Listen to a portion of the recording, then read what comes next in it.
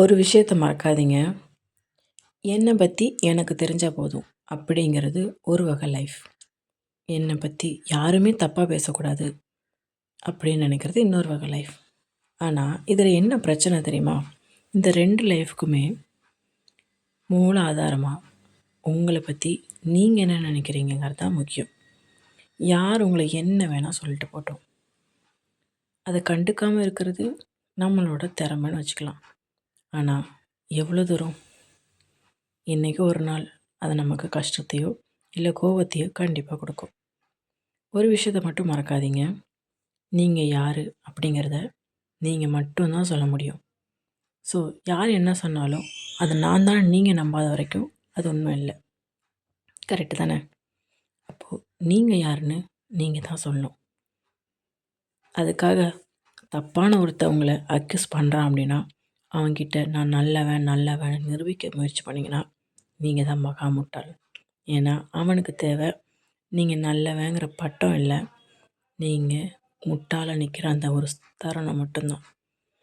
தயவு செஞ்சு ஒரு விஷயத்த மறக்கவே மறக்காதீங்க. நீங்கள் வாயை திறக்காத வரைக்கும் இந்த உலகம் உங்களை தப்பாக மட்டும்தான் நடத்தும், தப்பாக மட்டும்தான் பேசும். உங்களோட குரல் மட்டும்தான் கடைசி வரைக்கும் உங்களுக்கு துணை. இதை நீங்கள் நம்புனீங்கன்னா தயவு செஞ்சு உங்களை தப்பாக பேசுகிறவங்களுக்கு விளக்கம் கொடுங்கன்னு நான் சொல்லலை. ஆனால்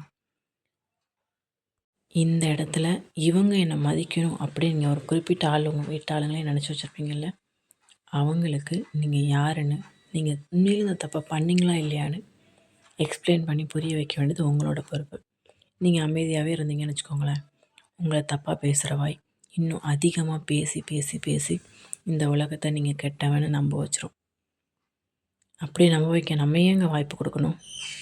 நமக்கு நாம் இருக்கோம். என்னவாக இருந்தாலும் வாயை திறந்து பேசுங்க.